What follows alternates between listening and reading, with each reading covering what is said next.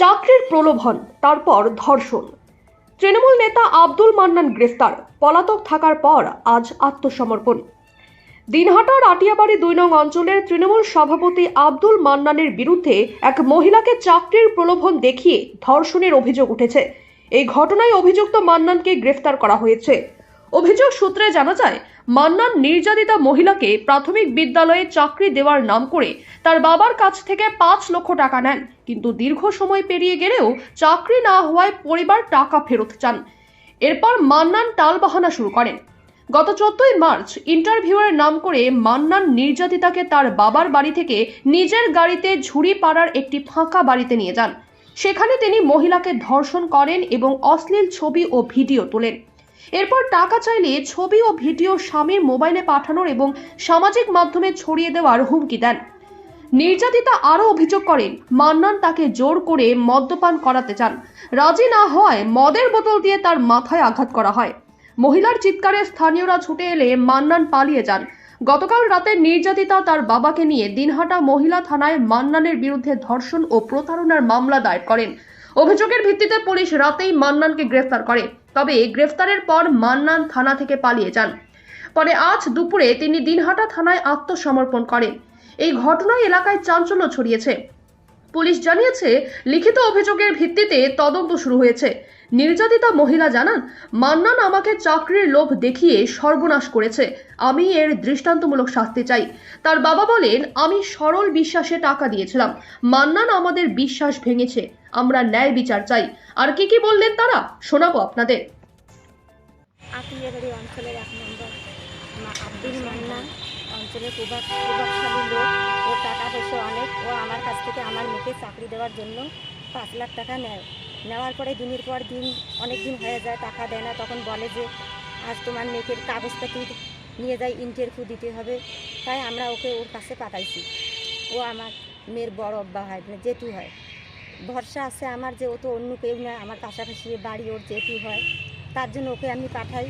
কিন্তু ও বাড়ি থেকে ইন্টারভিউ দেওয়ার কথা বলে নিয়ে যে ওখানে কুচবিহার হোটেলে ঢুকিয়ে ওকে শারীরিকভাবে অনেক অত্যাচার করে। ও যখন কথা না ছিল তখন পুরো মারধর করছে, রেপও করছে।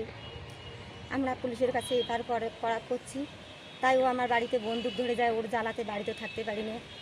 তারপরে আমরা পুলিশের কাছে আবার আসি, অভিযোগ করি বলে আমার তো এমনিতে ও আমার অনেক কিছু ক্ষতি করলো, মেয়েটাকে এইরকম করলো, আবার বাড়িতে এইরকম। ও কিন্তু আমার গ্রামে প্রায় মেয়ে ছেলের এইরকম করছে। তো কেউ মুখ খুলে না, ওর ভয়ের জন্য কেউ মুখ খুলে না।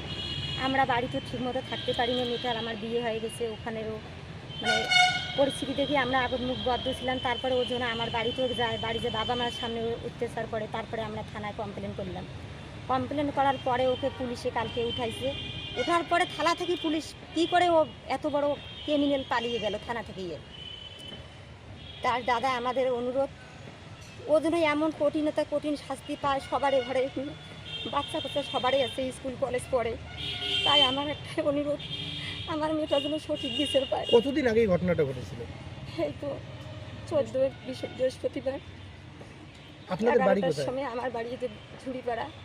আর যে অভিযুক্ত যার বিরুদ্ধে অভিযোগ করছেন তার বাড়ি? তার বাড়ি যে ঝুড়িপাড়া। তার নাম কি? কি নাম আপনার? আব্দুল মান্না। তার নাম কি? তার নাম আব্দুল মান্না। বলছিলাম, আপনার মেয়ের বয়স কত? আমার মেয়ের বয়স 22। বিবাহিতা? হ্যাঁ, 1 বছরও হয়নি এখনো বিয়ে হতে। আমার বাড়ি থাকিয়ে পড়াশোনা করে, ওর বাড়ি যায় আসে।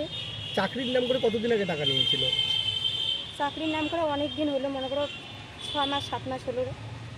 আর এই আপনি যে অভিযোগ করছেন যে সে তখন তো কোচবিহারে নিয়ে গিয়েছিল, সেটা কতদিন আগে? 14ই বৃহস্পতিবারে নিয়ে গেছে। এই যে 14 তারিখ বৃহস্পতিবার নিয়ে গেছে। তা সবাই আমাদের সাথে থাকবেন, ওর জন্য এমন শাস্তি তারপর পায়। কি মেয়ে বাড়ি এসে আপনাদের জানালো?